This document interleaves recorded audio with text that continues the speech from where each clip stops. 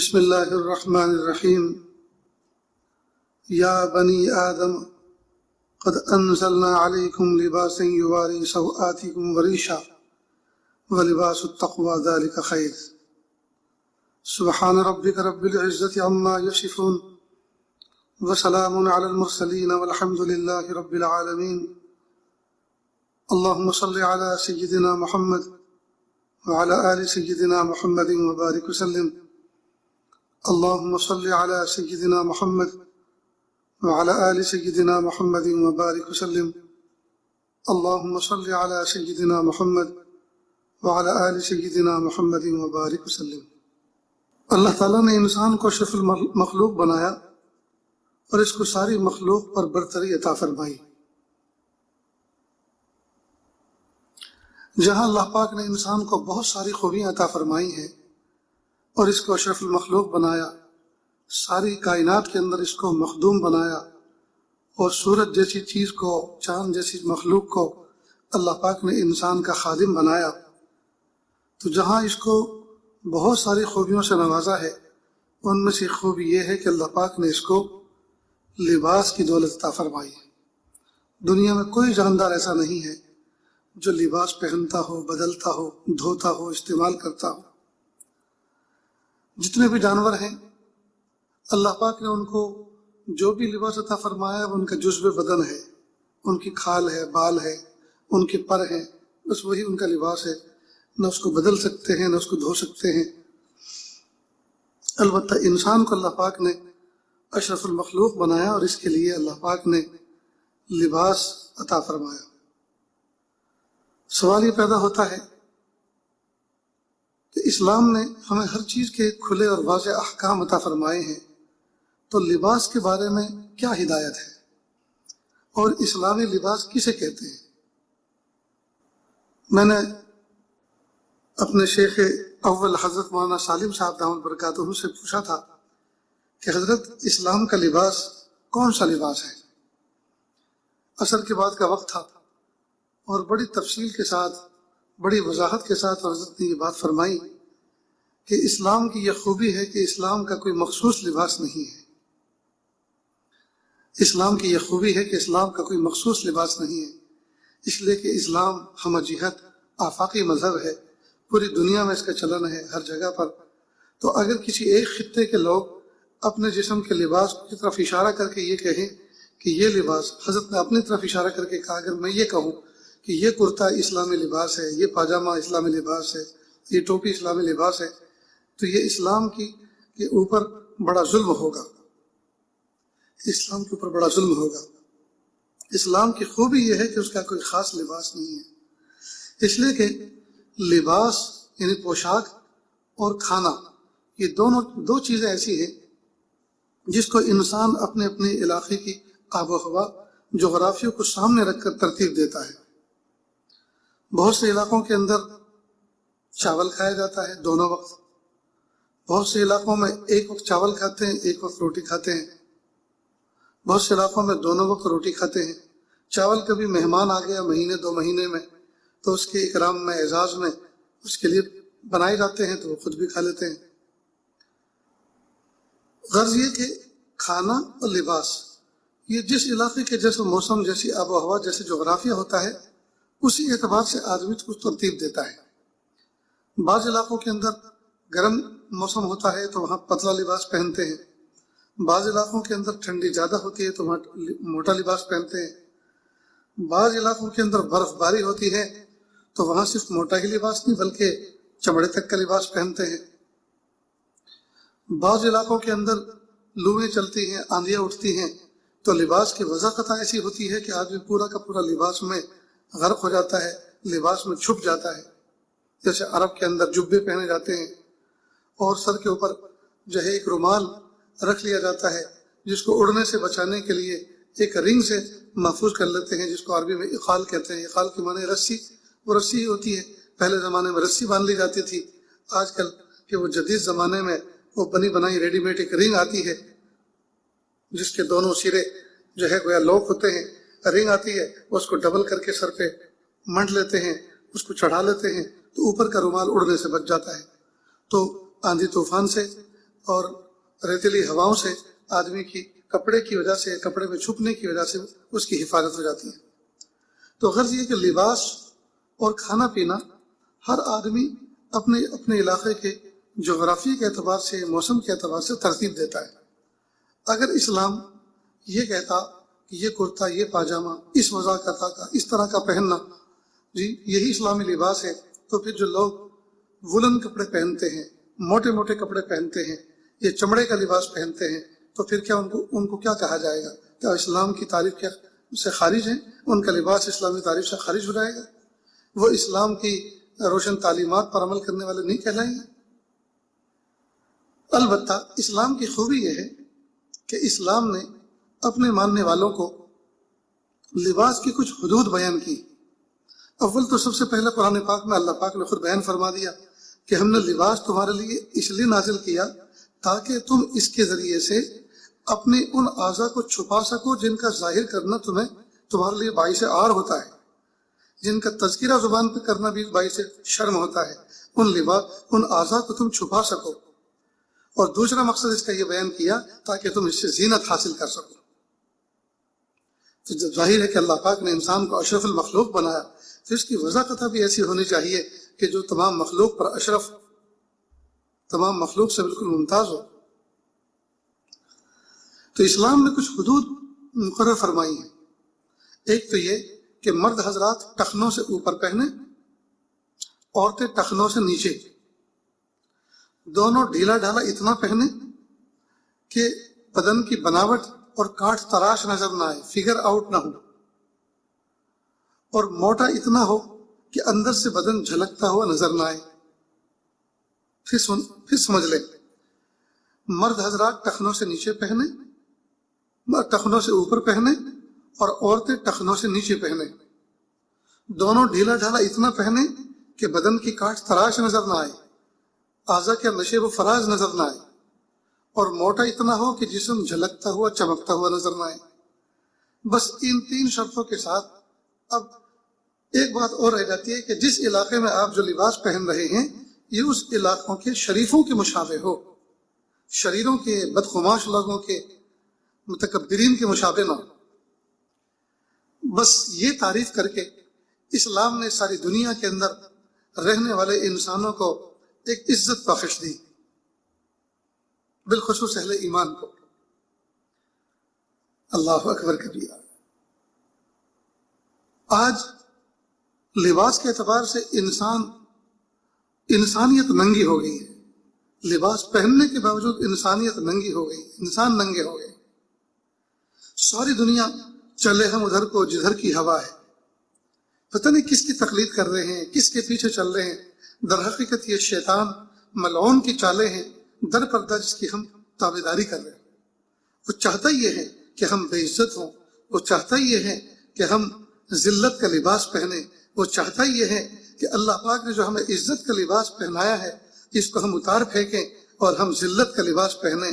وہ چاہتا یہ ہے کہ لباس نہ پہننے کی وجہ سے، یہ کم پہننے کی وجہ سے، یہ جھلکدار، یہ ٹائٹ پہننے کی وجہ سے جو انسانوں کے اندر بد اخلاقی ہوتی ہے، جس کی وجہ سے انسان کے دل کے اندر ہلچل مچتی ہے گناہ کے جذبات کی، وہ عام ہو، اور گناہ عام ہو، زنا عام ہو، بے حیائی عام ہو، مادر پدر آزاد سب کے سب ننگے نظر آئیں، تو وہ تو چاہتا ہی ہے۔ لہذا جو انسان شریعت کے لباس کو اگنور کر کے، نظر انداز کر کے اور اس کے خلاف کرتا ہے، یا در حقیقت وہ شیطان کے ایجنڈے کو پورا کر رہا ہے، شیطان کی تمناؤں کو پورا کر رہا ہے۔ اس لیے ہمیں اللہ سے دعا کرنی چاہیے کہ پیارے اللہ ہمیں اسلامی تعلیمات سے محبت کرنے والا دل عطا فرمائیے، مزاج عطا فرمائیے، اور پیارے اللہ آپ کی جو ہدایات ہیں اور محبوب صلی اللہ علیہ وسلم نے ان ہدایات کو جو پریکٹیکلی طور پر، عملی طور پر ہمارے سامنے کر کے دکھایا ہے، پیارے اللہ ہمیں ان کو اچھا سمجھنے، اچھا دیکھنے اور اس پر عمل کرنے کی توفیق عطا فرمائے۔ آج پوری دنیا کو دیکھیے، ایئرپورٹ پہ جائیں، ریلوے اسٹیشنوں پہ جائیں، بازاروں پر جائیں، کیا بچے، کیا بوڑھے، کیا جوان، کیا عورت، کیا مرد، سب کس انداز سے، کس بے محابہ انداز سے وہ کس طرح کے لباس پہن کر اپنے چھپے ہوئے اعضاء کا مظاہرہ کرتے پھر رہے ہیں۔ عورتیں اوپر کا لباس پہن رہی ہیں تو کوہنیاں کھولنے لگی، یا کوہنیوں تک لباس ہی غائب، بلکہ کوہنیوں سے اوپر تک بغل تک لباس غائب، اور اگر آستینیں پہن رہی ہیں تو اس میں کندھے کھلے کر دیے، پینٹ پہن رہی ہیں تو اتنی فٹ پہن رہی ہیں کہ نہ جانے کس کس طرح سے پہنتی ہوں گی، پتہ نہیں اکیلی پہنتی ہیں یا دو چار مل کر پہناتی ہیں، اور اتارتے ہوں گے تو اکیلے اتار پاتے ہوں گے یا اس میں کسی کی مدد کی ضرورت پڑتی ہوگی، اتنی چست. اور چست پہننے کے بعد پھر گھٹنوں کی جگہ سے اس کو پھاڑ دیا گیا، ران کی جگہ سے، شانوں کی جگہ سے اس کو پھاڑ دیا گیا، اور کئی مرتبہ تو پشت کی جگہ سے اس کو پھاڑ دیا گیا. باقی اللہ کے محبوب صلی اللہ علیہ وسلم نے 1400 سال پہلے فرمایا تھا کہ انسان لباس پہنیں گے لیکن لباس پہننے کے باوجود ننگے ہوں گے. آج کھلی آنکھوں سے یہ دکھ رہا ہے کہ واقعی لباس پہنے ہوئے لیکن پھر بھی ننگے، یا تو اتنے باریک ہیں کہ اندر کے چھوٹے کپڑے جو پہنے جاتے ہیں وہ صاف نظر آتے ہیں، یا اتنے باریک ہیں کہ بدن کی چمڑی اندر کی نظر آتی ہے، یا اتنے چست ہیں کہ پہننے کا جو فائدہ ہے کہ جس سے انسان کی کاٹ تراش اور بناوٹ چھپی ہوئی نظر آتی ہے وہ سب کی سب نمایاں اور فگر آؤٹ ہو رہے ہیں. غرض یہ کہ اللہ کے محبوب صلی اللہ علیہ وسلم نے 1400 سال پہلے فرمایا کہ امت ایسا لباس پہنے گی کہ پہننے کے باوجود ننگی ہوگی. آج امت ننگی ہو گئی. حضرت عمر فاروق اعظم رضی اللہ تعالیٰ عنہ ایک مرتبہ ایک بہت قیمتی جبہ پہن کر مسجد نبوی میں جمعہ کا خطبہ پڑھانے گئے، خطبہ پیش کرنے گئے. واپس آئے گھر پر اور نکال دیا اور بڑی ناگواری کا اظہار فرمایا اور کہا اب سے میں اس کو ہرگز نہیں پہنوں گا. تو پوچھا گیا کہ کیوں آپ منع فرما رہے ہیں؟ اتنا خوبصورت اتنا اچھا لباس ہے اور کوئی غیر شرعی چیز تو اس میں کوئی لگی بھی نہیں ہے، اور کوئی غیر شرعی چیز سے یہ بنا بھی نہیں ہے، ریشم کا نہیں ہے. تو پھر آپ کہا کہ اس کو پہننے سے میرے اندر کبر کے جذبات نمایاں ہو رہے تھے، میرے اندر کبر کی کیفیت جو ہے وہ پنپ رہی تھی، اس لیے مجھے ہرگز اس کو نہیں پہننا. یہ وہ لوگ تھے جن کے باطن آئینے کی طرح صاف شفاف تھے. اگر ایک کپڑا ہو اور اس کے اوپر بہت سارے دھبے ہوں، اس میں چپ چاپ ایک دھبا اور لگا دیں، کسی کو پتہ نہیں چلے گا کہ نئے دھبے کا اضافہ ہوا ہے، اس لیے کہ اس میں تو پہلے سے ڈھیر سارے دھبے تھے. اگر دو چار دھبے اور لگ جائیں تو سب نب جائیں گے، سب کھپ جائیں گے، انہی میں چھپ جائیں گے، کچھ پتہ نہیں چلے گا. لیکن جو لباس بالکل صاف شفاف ہو، اس کے اوپر کوئی معمولی سا اگر دھبا لگ جائے تو واضح طور پہ نمایاں نظر آتا ہے. تو ان لوگوں کے قلوب اتنے صاف شفاف تھے، آئینے کی طرح تھے کہ اس پر چیز اللہ پاک ظاہر فرما دیتے تھے. فوراً ناگواری کا اظہار فرمایا کہ اس نے تو میرا دماغ خراب کر دیا، اس میں تو ریاکاری کے جذبات بن رہے تھے، اس میں تو کبر کے جذبات بن رہے تھے، مجھے نہیں چاہیے لباس. اور یاد رکھیں لباس کے جو دو بنیادی مقصد بیان فرمائے، ایک تو تستر، اس کو چھپانا ہو، اور دوسرا یہ کہ اس میں زینت ہو. تو آدمی اچھا لگنے کی نیت سے پہنے، آرام دہ ہونے کی نیت سے پہنے کہ اللہ پاک نے مجھے نعمت عطا فرمائی ہے، یہ آرام دہ ہے، یہ آرام دہ ہے اور اچھا لگ رہا ہے، پہن لیا کوئی بات نہیں. لیکن دوسروں پر جتانے کے لیے، دوسروں پر جو ہے اپنے آپ کو بڑا ظاہر کرنے کے لیے، متکبرانہ انداز ظاہر کرنے کے لیے اس انداز سے اکڑ کے چلے، سینہ تان کر چلے، یہ حرام ہے. اور جو آدمی اس نیت سے لباس پہنتا ہے کہ دوسرے مجھے بڑا سمجھے، دوسروں کو میں اچھا لگوں، دوسروں کے لیے، دوسروں کی نظر میں اچھا لگنے کے لیے اگر لباس پہنتا ہے، جی اللہ تعالیٰ قیامت کے دن اس کو ذلت کا لباس پہنائیں گے. اللہ ہم سب کی حفاظت فرمائے. ایک صحابی اللہ کے محبوب صلی اللہ علیہ وسلم کی صحبت میں آ کر بیٹھے، محبوب اور لباس انتہائی گھٹیا، بوسیدہ یعنی میلا کچیلا. تو آپ سے پوچھا کہ آپ نے اللہ پاک نے آپ کو مال دیا ہے؟ کہ جی ہاں مال دیا ہے. کہ کس طرح کا ہے؟ کہ میرے پاس بھیڑے بھی ہیں، بکریاں بھی ہیں، غلام بھی ہیں. اللہ پاک نے ہر طرح کا مال مجھے دیا ہے. کہ پھر لباس ذرا اچھا پہنا کرو، لباس ذرا اچھا پہنا کرو. سبحان اللہ. یہ نہیں ہے کہ اللہ پاک نے دنیا جہان کی دولت ہمیں عطا فرمائی ہے اور ہم فقیرانہ انداز لیے پھر رہے ہیں. کوئی آدمی ہمیں مستحق کے زکوٰۃ سمجھ کے زکوٰۃ دے رہا ہے. اللہ کے محبوب صلی اللہ علیہ وسلم فرمایا کہ اللہ پاک نے آپ کو جو نعمتیں عطا فرمائی ہیں، ان نعمتوں کا اثر اور اظہار بھی اللہ پاک آپ کے جسم پر دیکھنا چاہتے ہیں. تو اگر اللہ پاک نے آپ کو کچھ نعمتیں عطا فرمائی ہیں تو آپ اس طرح سے رہیے تاکہ بندے دیکھ کے اللہ کا شکر ہے کہ اللہ پاک نے اس کو کھاتا پیتا بنایا ہے، خوشحالی بنائی ہے، اس کی چہرے سے خوشحالی ٹپکتی ہے، اس کے ظاہر لباس سے خوشحالی ٹپکتی ہے.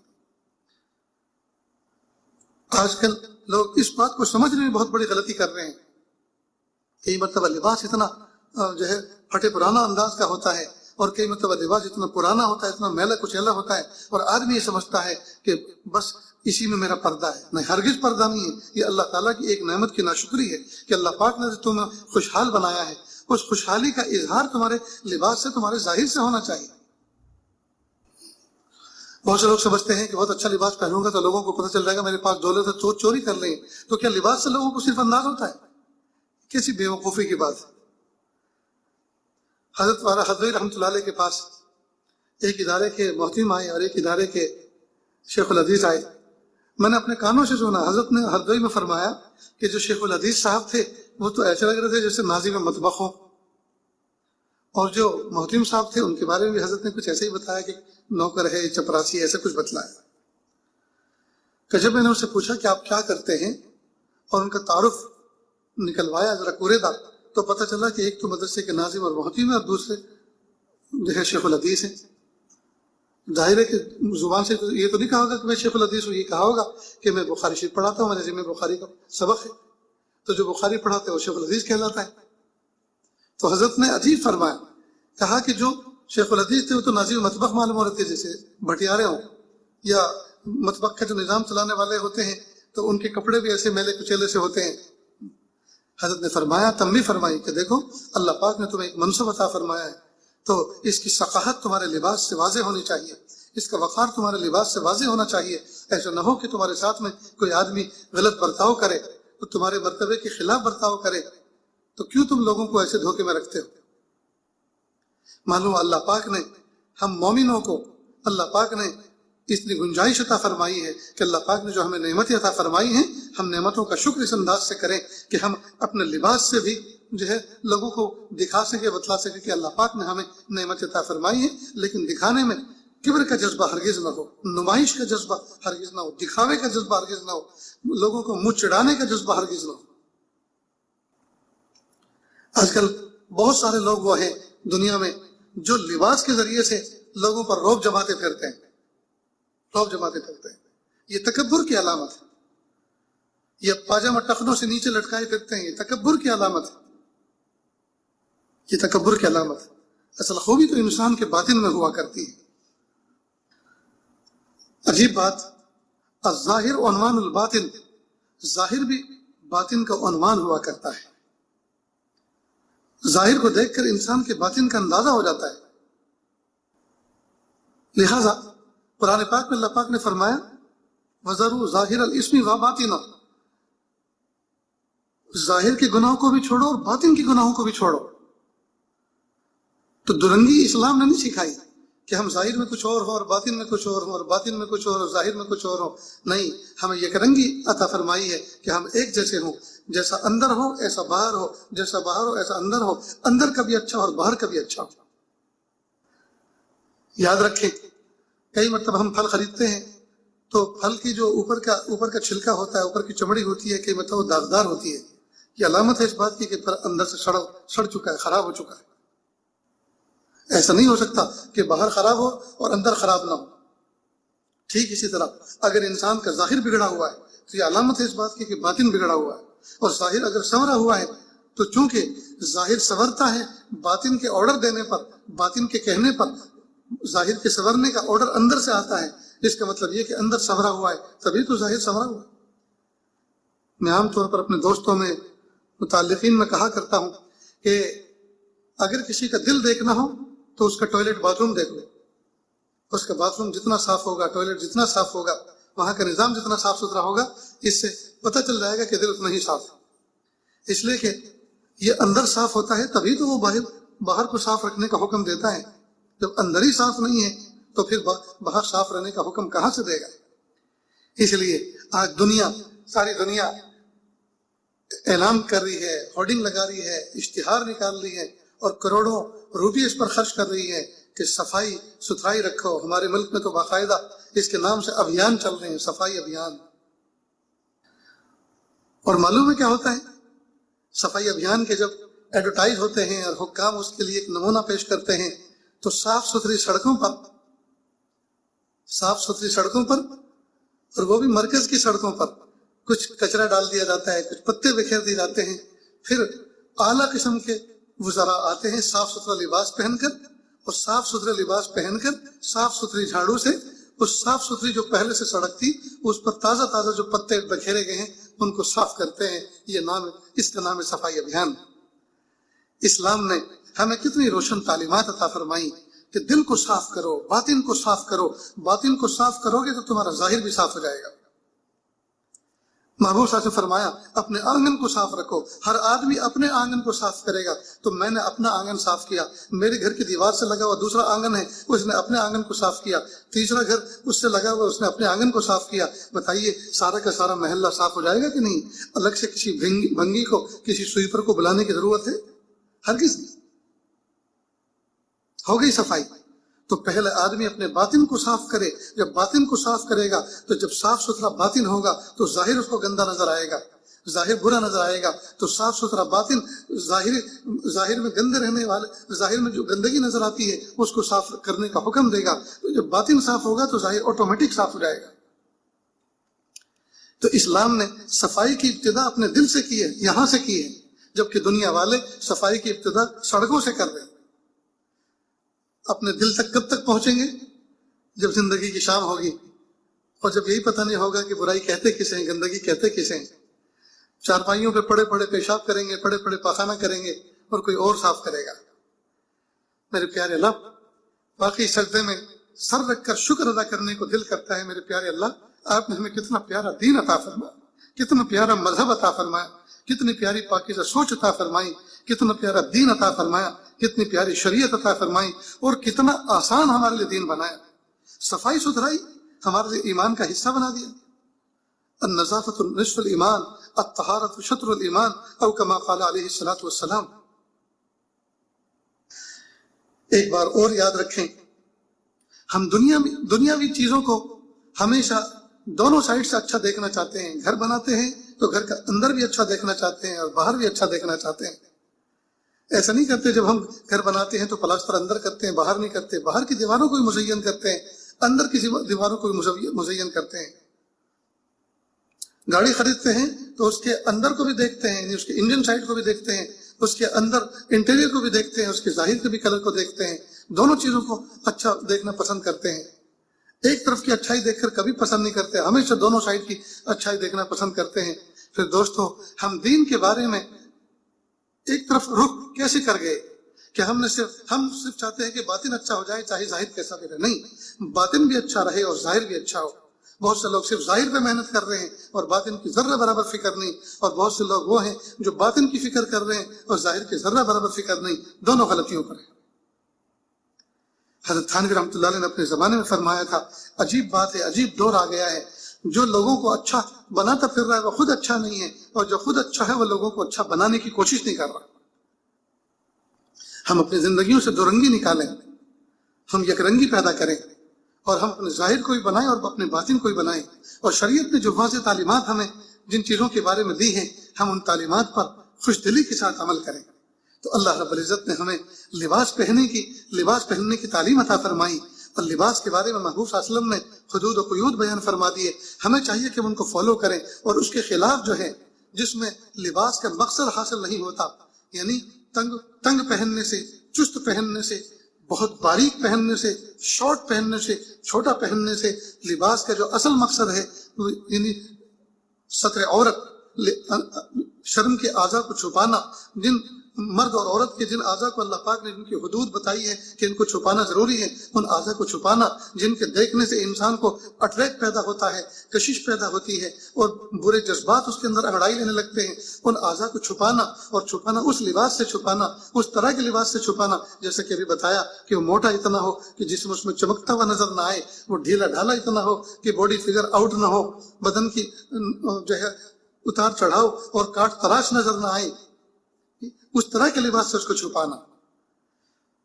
یہ جو ہم نے ٹیلی ویژنوں پر دیکھ کر اور اخباروں میں اور اشتہارات میں دیکھ کر اور جو ہے طرح طرح کی محفلوں میں دیکھ کر یہ جو ہم نے اپنے بچوں کو لباس پہنانا شروع کر دیے ہیں، دوستو اس سے پناہ مانگنے چاہیے اللہ سے۔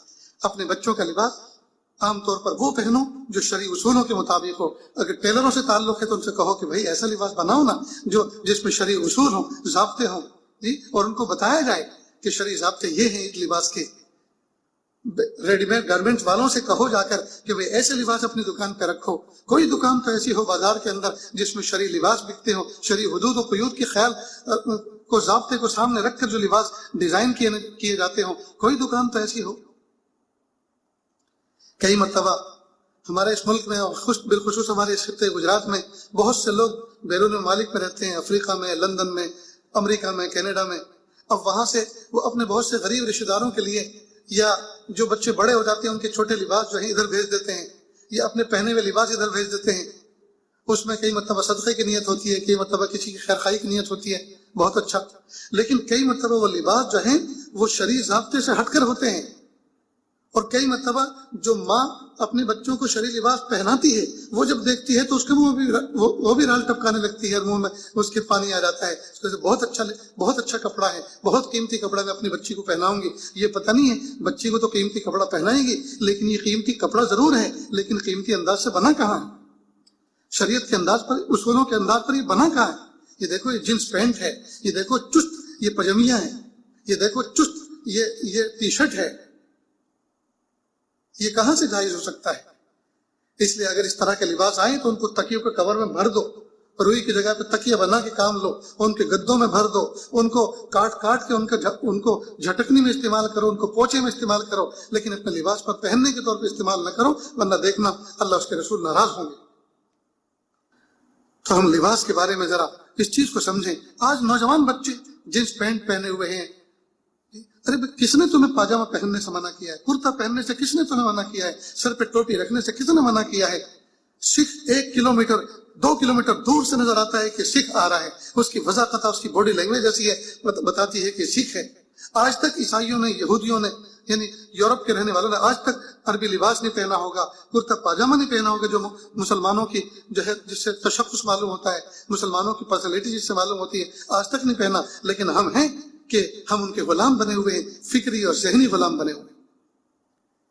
مانا ہم نے فیکٹریوں کے اندر لباس کو چست پہنے جاتے ہیں, اور وہاں کی حکمت ہوتی ہے کہ بہت سی مشینری, بہت سی کلیں ایسی چلتی ہیں کہ اگر ڈھیلا ڈھالا لہراتا ہوا لباس کرتا پہن کر جاؤ گے تو کسی مشینری میں آ جائے گا, اور کسی کل پرزے میں آ کر ہو سکتا ہے گنے کی طرح پورا جسم پل جائے مشین کے اندر اور آدمی ہلاک ہو جائے.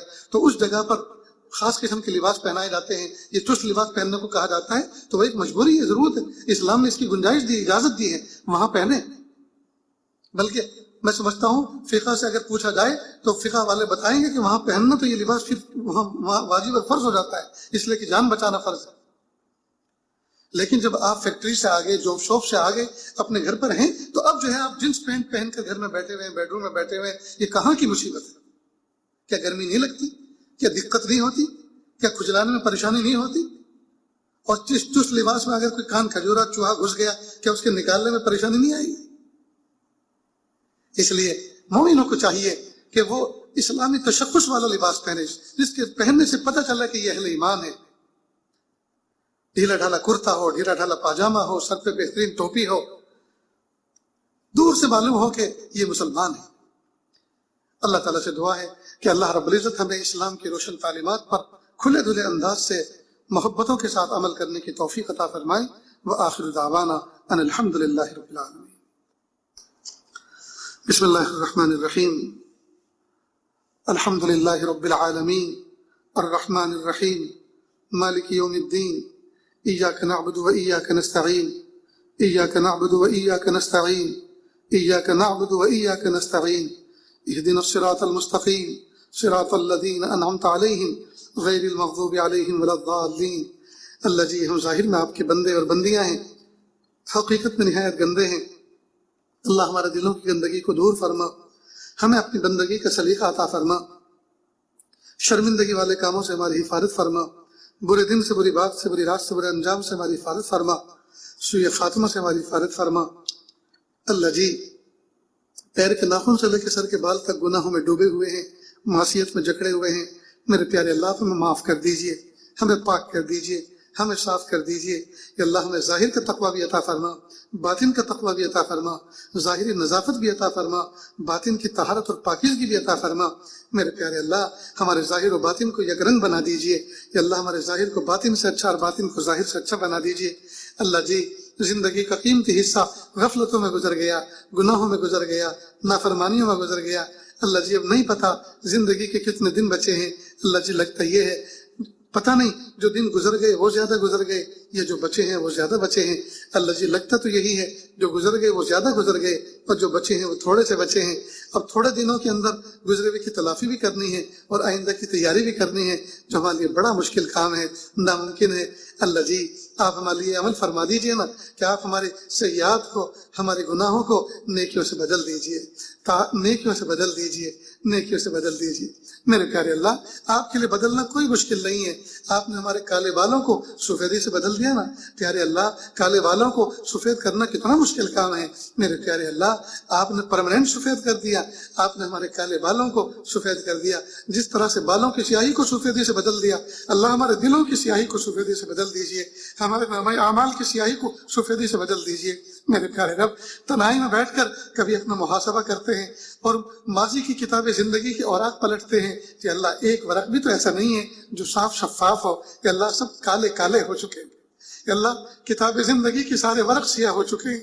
میرے پیارے اللہ ایک ورق بھی تو ایسا نہیں ہے جو سنہرا ہو، چمکدار ہو، صاف شفاف ہو، جس میں نیکیاں درج ہوں، کہ اللہ سب کالا کالا ہو چکا۔ اے میرے پیارے رب، اے میرے سونے رب، یا اللہ ہماری سیئات کو حسنات سے بدل دیجئے، ہمارے گناہوں کو نیکیوں سے بدل دیجئے، ہمارے گناہوں کو نیکیوں سے بدل دیجئے۔ اے میرے پیارے رب ہم ناپے تولے جانے کے قابل نہیں ہیں، ہم آزمائے جانے کے قابل نہیں ہیں۔ میدان محشر میں اگر آپ نے ہم میں سے ہر ایک کو بلا کر قریب اور یہ کہا اے میرے بندے، اے میری بندی، دیکھ سنیے میری بات، جتنے بھی کالے کرتوت تم نے دن کے اجالے میں یا رات کے اندھیرے میں کیے، جلوت میں کیے، خلوت میں کیے، ہم نے اپنے فرشتوں کے ذریعے سے اس کی ویڈیوگرافی کرا کے وہ سارا کا سارا محفوظ کر کے رکھا ہوا ہے۔ اب تم یہ چاہتے ہو کہ ان کو دکھا دیں، سب کے سامنے اس کو ڈسپلے کر دیں، سب کے سامنے اس کو اسکرین پر چلا دیں اور سب دیکھ لیں تمہارے کارنامے اور کرتوت کو، یا تم یہ پسند کرتے ہو اس کے بدلے تم جہنم میں چلے جاؤ خاموشی کے ساتھ؟ تو پیارے اللہ ہم میں سے کوئی ایک بھی ایسا مائی کا لال نہیں ہے جو یہ کہے گا کہ اس کو ڈسپلے کر دو، اس کو دکھا دو لیکن جہنم میں مت بھیجو۔ پیارے اللہ کوئی بھی مائی کا لال ایسا نہیں ہے جو اس کو پسند کرے۔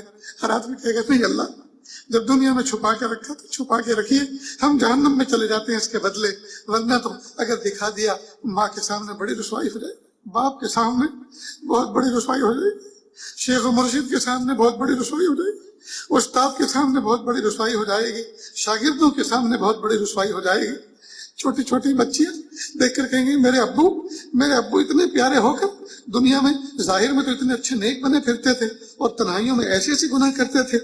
ماں کہے گی میری چھاتی سے دودھ پی کر، میرے پیٹ میں 9 مہینے پیر پھیلا کر ایسے کارنامے انجام دے کہ آج مجھے رسوا ہونا پڑ رہا ہے۔ باپ کہے گا میرے پیارے بیٹے میں نے تمہاری خاطر اپنی جوانی بازاروں میں کھڑے ہو کر اپنی جوانی بیچ دی اور محنت کر کر کے میں نے بڑھاپا خرید لیا، اور تمہارے پیٹ پالنے کی خاطر، تمہاری تعلیم کی خاطر، تمہاری تربیت کی خاطر، اور تم ایسا گندا نام اعمال لے کر آئے ہو کہ پیارے وقت کے نبی کے سامنے مجھے رسوا ہونا پڑ رہا ہے، سارے پڑوسیوں کے سامنے مجھے شرمندہ ہونا پڑ رہا ہے، اللہ کے سامنے مجھے ذلیل ہونا پڑ رہا ہے۔ میرے پیارے رب بہت بڑی رسوائی ہو جائے گی۔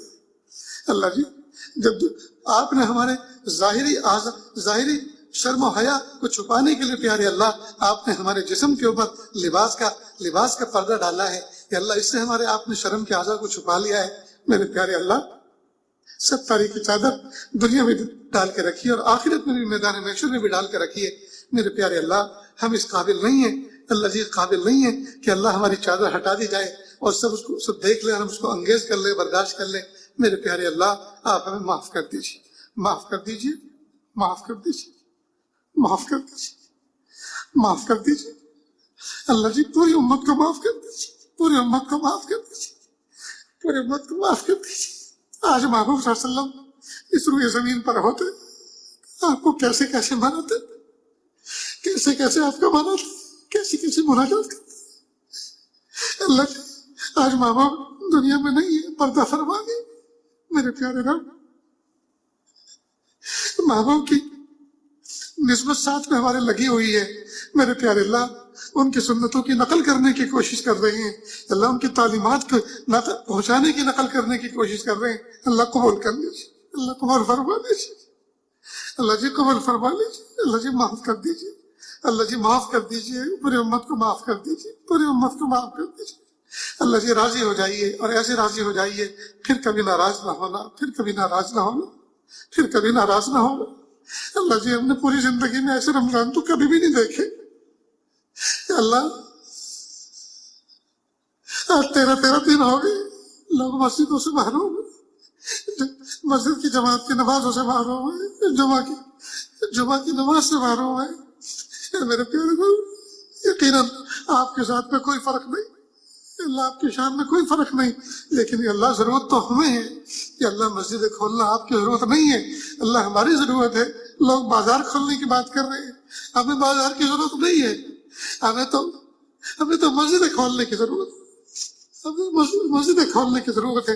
ہمیں عید نہیں منانا، ہمیں تو آپ کو منانا ہے۔ اللہ آپ من جائیے، آپ راضی ہو جائیے، آپ راضی ہو جائیے، آپ راضی ہو جائیے، آپ راضی ہو جائیے۔ اپنی محبت دے دیجئے، اپنی معرفت دے دیجئے، اپنا قرب دے دیجئے، اپنا تقویٰ دے دیجئے، پاکیزگی دے دیجئے۔ میرے پیارے اللہ اپنا عشق دے دیجئے، اپنی ولایت دے دیجئے۔ یا اللہ مقام عشق، یا اللہ مقام احسان دے دیجئے، مقام احسان کا کامل احساس دے دیجئے۔ یا اللہ امت میں کتنے لوگ ہیں بے گھر بے در بے سہارا ہیں، ان کو سکون و سہارا عطا فرما دیجئے۔ پیارے اللہ 1 مہینے سے زیادہ عرصہ ہو چکا، رب کریم جو روزانہ کما کر روزانہ کھایا کرتے تھے ان کا سب کچھ ختم ہو چکا، کھانے پینے کی سب چیزیں ختم ہو گئی، اور وہ اتنے باعزت ہیں کہ کسی کے سامنے ہاتھ بھی نہیں پھیلا سکتے۔ یا اللہ ان کے دسترخوان سونے ہوں گے، کیا افطاری میں اپنے سامنے رکھتے ہوں گے۔ اے میرے پیارے رب، آزمائشوں کو ختم کر دیجیے۔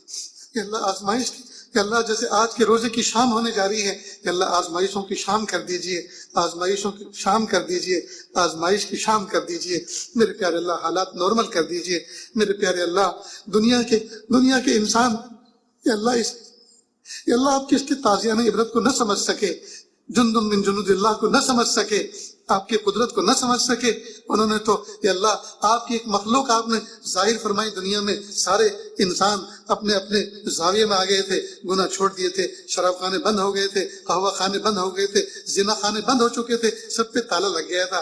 ہائے میرے پیارے رب، یا اللہ ان انسانوں کی قسمت پھوٹی نکلی۔ یا اللہ ابتدا کی تو شراب کی دکانوں کو کھولنے سے کی، آپ کی نافرمانی کرنے سے کی۔ میرے پیارے اللہ یقیناً آپ کو غضب آ رہا ہوگا، یا اللہ آپ کے غصے کو جوش آ رہا ہوگا، لیکن میرے پیارے اللہ یا اللہ اہل ایمان کو دیکھ کر آپ ترس کھا لیجئے۔ یا اللہ سب کو ہدایت دے دیجئے، اور جن کی قسمت میں ہدایت نہیں ہے یا اللہ ان کو ان کے دھرتی کے بوجھ کو ختم کر دیجئے، دھرتی کے بوجھ کو ختم کر دیجئے۔ یا اللہ اس زمین کو کہہ دیجئے، حکم دے دیجئے کہ وہ شق اور ان کو نگل جائے۔ میرے پیارے اللہ سورج کو حکم دے دیجئے ان پر ایسے شعلے برسائیں کہ سب جل کر خاکستر ہو جائیں۔ میرے پیارے اللہ ایمان کی ہوائیں چلا دیجئے، ایمان کی معرفت کی ہوائیں چلا دیجئے۔ یا اللہ ہم سب کو ایسا بنا دیجئے ہم آپ کو پسند آ جائیں۔ یا اللہ مدارس دنیا کی حفاظت فرما، مکاتب قرآنیہ کی حفاظت فرما، مساجد اسلامیہ کی حفاظت فرما، مراکز دینیہ کی حفاظت فرما، ہمارے تینوں حرم پاک کی حفاظت فرما، اہل ایمان کی حفاظت فرما۔ اللہ جو مانگا عطا فرما، جو مانگنے سے رہے وہ بھی عطا فرما۔